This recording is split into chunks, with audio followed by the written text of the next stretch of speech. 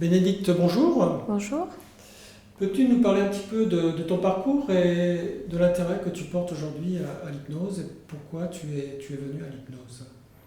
Alors moi j'ai un parcours, je suis ingénieure en agroalimentaire. J'ai travaillé dans différents secteurs dans ce milieu-là pendant quasiment 20 ans.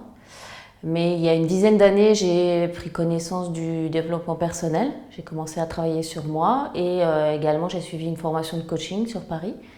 Donc je suis formée au coaching depuis 2012 et je me suis remise à mon compte cette année dans le coaching. Et donc je suis à fond dans le développement personnel et d'où mon intérêt pour l'hypnose. Et dans le cadre de la formation que tu suis en ce moment et qui arrive bientôt à son terme, quels sont les éléments importants que tu as trouvés qui vont t'aider dans ce projet?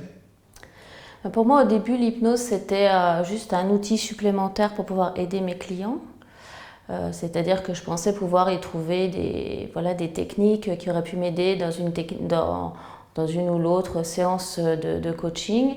Et finalement, je me rends compte que je vais pouvoir laisser le choix à mes clients de partir soit en coaching, soit en thérapie par l'hypnose.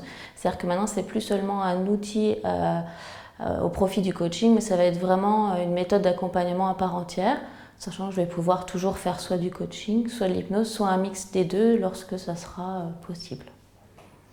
Un mix des deux dans le sens où est-ce qu'on peut dire que le coaching est une projection vers l'avenir et que l'hypnothérapie serait le moyen d'y arriver, en tout cas la façon de régler des problématiques anciennes pour se donner la possibilité d'aller vers un objectif. Ouais, tout à fait, c'est ça. En fait, le coaching, c'est passer à l'action pour régler une problématique actuelle dans un futur assez proche.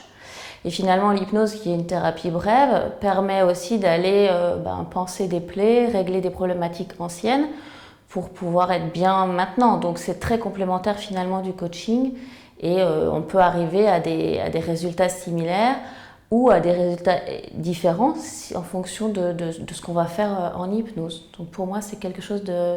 Ça a été vraiment une révélation de voir que l'hypnose pourrait vraiment, vraiment apporter beaucoup à ma pratique de coach.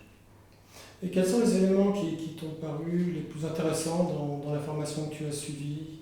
Qu'est-ce qui a vraiment contribué à t'amener cette capacité en termes pratiques et professionnels dans l'usage de l'hypnose? La formation d'hypnose telle qu'on l'apprend chez Hypnosalis fait vraiment aussi appel à tout ce qu'on connaît en fait par exemple de développement personnel ou d'outils et également là de faire attention à ce que les maladies nous apprennent sur nous et sur les gens, toute la symbolique de tout, des couleurs, des bijoux, de la manière de s'habiller, de la manière de se comporter. Donc tout cet aspect vraiment prendre la personne dans sa globalité avec toute la symbolique qu'il y a derrière, pour moi c'était quelque chose de très très important. Et puis, il y a certaines méthodes, enfin, certains protocoles d'hypnose qui pour moi sont très très intéressants, notamment pouvoir retourner dans l'enfance pour guérir des blessures ou pouvoir pardonner à quelqu'un, des choses qu'on n'arrive pas forcément à faire en coaching. Par exemple, de mon côté, je n'avais pas cet outil-là dans ma pratique de coach et donc pouvoir aller penser des blessures du passé, pour moi, c'est quelque chose qui est vraiment très intéressant.